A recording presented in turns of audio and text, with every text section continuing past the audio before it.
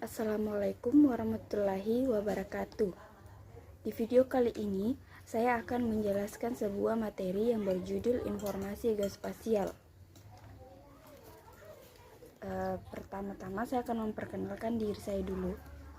Perkenalkan, nama saya Tamara dari kelas 6 gabungan 1 Sistem Informasi Geografis, Fakultas Teknik Informatika, Universitas Cokro Aminoto Palopo. Itu biodata dari diri saya. Di dalam informasi geospasial itu ada tujuan instruksional yang harus kita pahami. Yang pertama adalah memahami informasi geospasial dasar, yang kedua memahami informasi geospasial tematik. Menurut Undang-Undang Nomor 4 Tahun 2011 tentang Informasi Geospasial, ayat 1 sampai 4, spasial adalah aspek kekurangan suatu objek atau kejadian yang mencakup lokasi letak dan posisinya. Data geospasial atau biasa disingkat dengan DG adalah data tentang lokasi geografis, dimensi atau ukuran atau karakteristik objek alam atau buatan manusia yang berada di bawah atau di atas permukaan bumi. Informasi geospasial atau disingkat dengan IG menurut Undang-Undang Nomor 4 Tahun 2011 diartikan sebagai data geospasial yang sudah diolah sehingga dapat digunakan sebagai alat bantu dalam perumusan kebijakan, pengambilan keputusan atau pelaksanaan kegiatan yang berhubungan dengan ruang kebumian. Ini adalah salah satu gambar dari diagram informasi geospasial dasar, di mana informasi geospasial itu menyangkut dengan informasi geospasial dasar. Informasi geospasial dasar ini termasuk dalam jaring kontrol geodesi dan peta induk. Jaring kontrol geodesi dan peta induk ini termasuk lagi dari informasi geospasial tematik. Ini juga salah satu gambar penyelenggaraan informasi geospasial terpadu. Informasi geospasial dasar yaitu 1. Jaringan kontrol geodesi. Jaringan kontrol geodesi merupakan titik-titik kontrol geodesi yang digunakan sebagai kerangka acuan posisi tertentu bagi informasi geospasial, di mana jaringan kontrol geodesi ini terdiri dari jaring kontrol horizontal nasional, jaring kontrol vertikal nasional, jaring kontrol gaya barat dan pasang surut laut. Nah, di mana jaring kontrol horizontal nasional digunakan sebagai kerangka acuan posisi horizontal dua dimensi bagi informasi geospasial. Titik-titik kontrol geodesi horizontal tersebut diwujudkan di atas permukaan bumi dalam bentuk tanda fisik BM. Posisi titik kontrol horizontal mengacu pada satu sistem referensi yang berlaku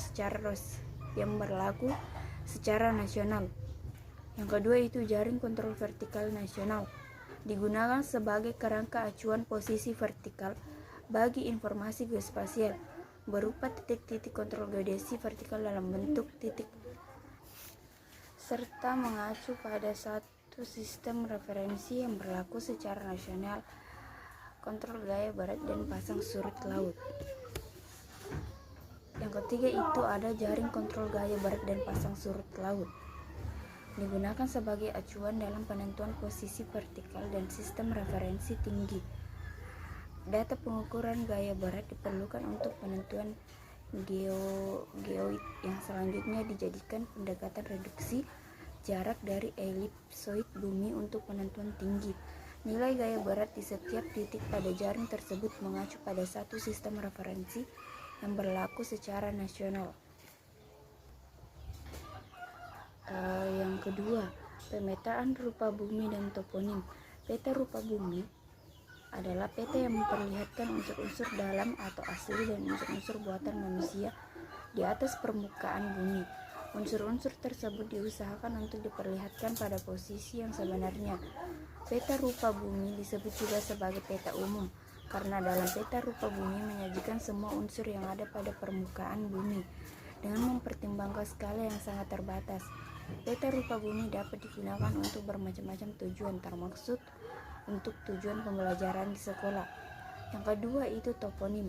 Toponim adalah salah satu cabang ilmu kebumian yang mengkaji dan mempelajari permasalahan penamaan unsur geografis baik dalam maupun budaya. Toponim meliputi pembakuan nama unsur geografis, alam, dan budaya, penulisan, ejaan, pengucapan atau fonetik, sejarah penamaan, dan korelasi nama dengan sumber daya sebuah unsur geografis. 3. Pemetaan kelautan dan lingkungan pantai. Peta dasar kelautan merupakan peta dasar yang memberikan informasi untuk wilayah pesisir dan laut, terutama kedalaman, jenis pantai berpasir, berlumpur atau berbau, serta informasi dasar lainnya yang terkait dengan navigasi dan administrasi di wilayah laut sebagai acuan untuk peta tematik kelautan.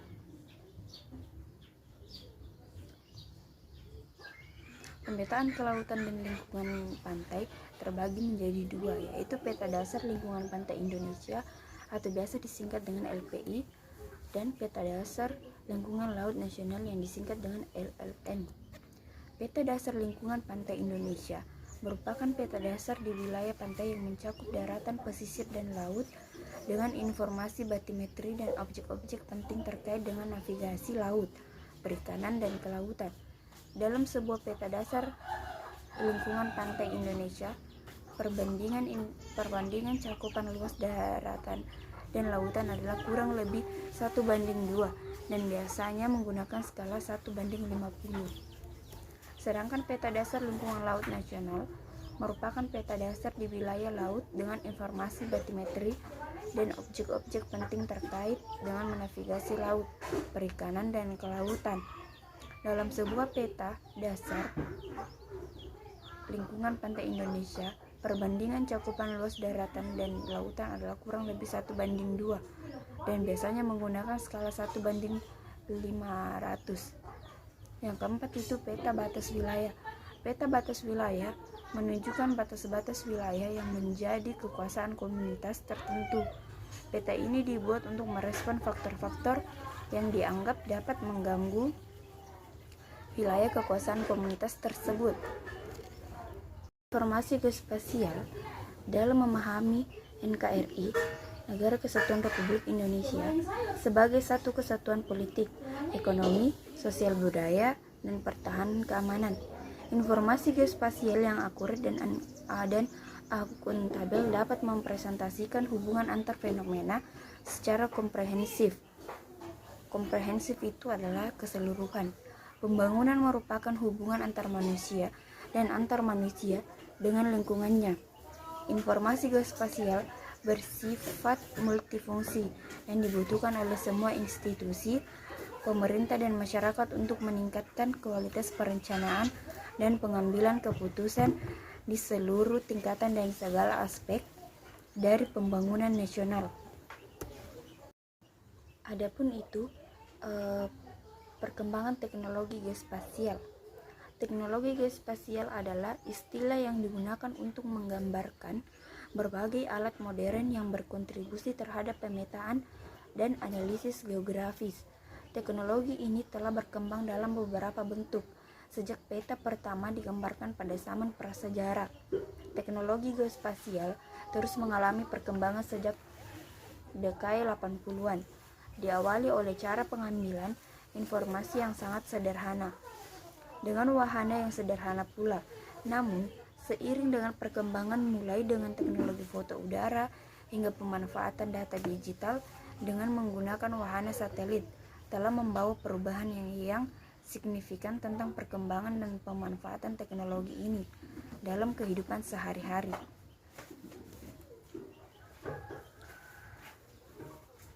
Secara umum, teknologi geospasial ini dapat digambarkan sebagai berikut.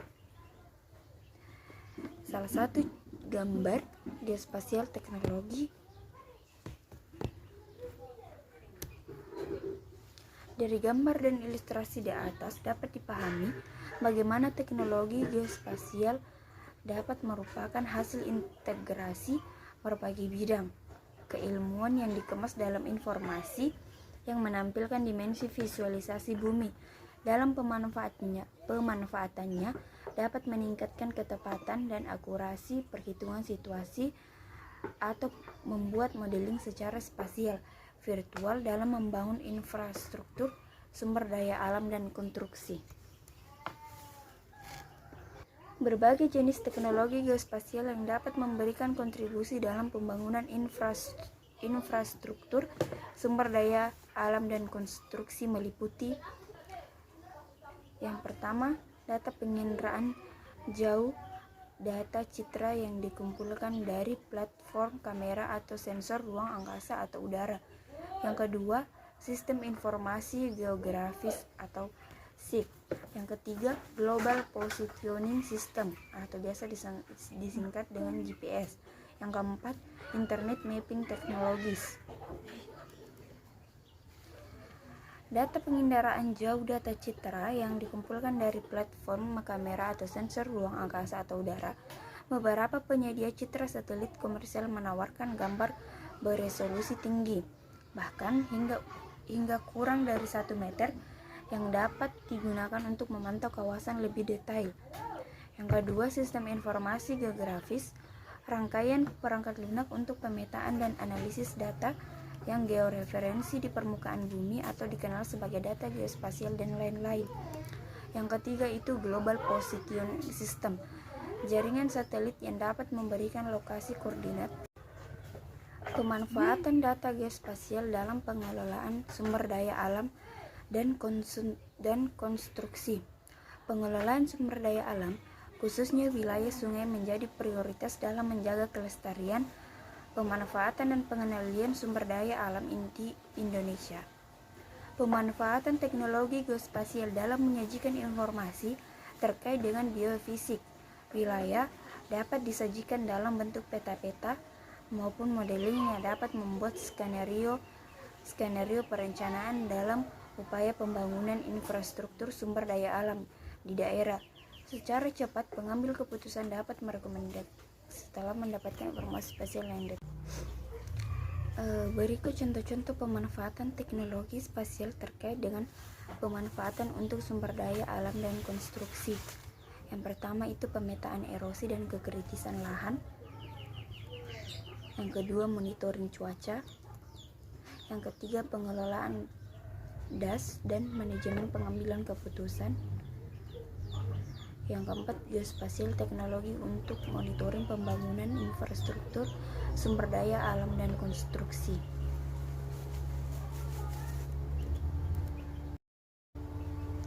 Pemetaan erosi dan kekritisan lahan. Pemetaan erosi dan kekritisan lahan di wilayah sungai sangat penting dalam upaya konservasi sumber daya air, pemanfaatan dan penggunaan sumber daya air. Akibat dari erosi menyebabkan hilangnya lapisan atas tanah yang subur sehingga tidak mampu lagi menumbuhkan tanaman dengan baik dan berkurangnya kemampuan tanah untuk menyerap dan menahan air.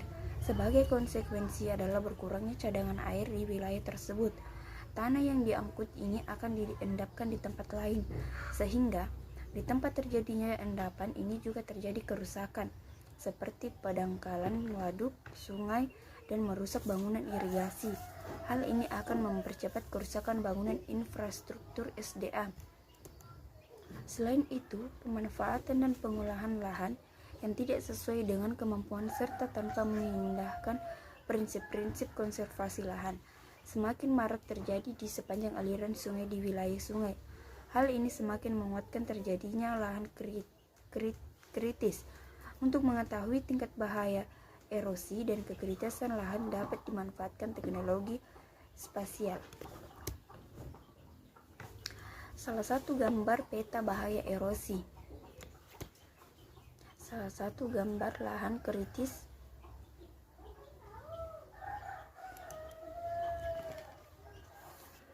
Monitoring cuaca adalah sangat penting dalam pengelolaan sumber daya air pada wilayah sungai.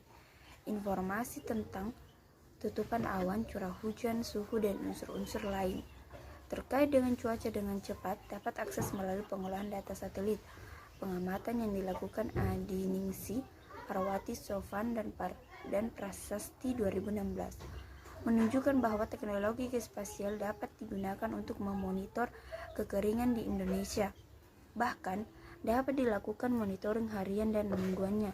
Informasi ini penting dalam wilayah di mana perubahan cuaca sangat berpengaruh terhadap kegiatan pertanian maupun kegiatan lainnya. Gambar ini adalah peta tutupan awan dan curah hujan mingguan di Indonesia.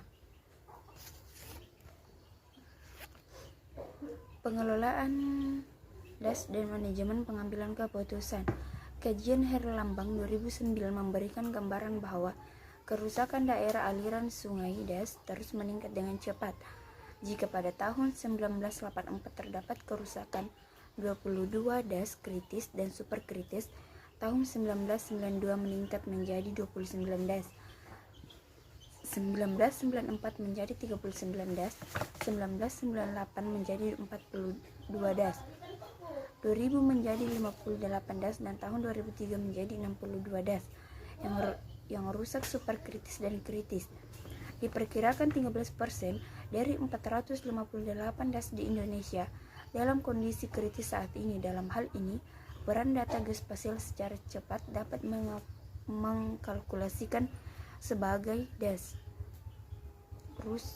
rusak dengan menggunakan data-data satelit dipadukan dengan analisis SIG.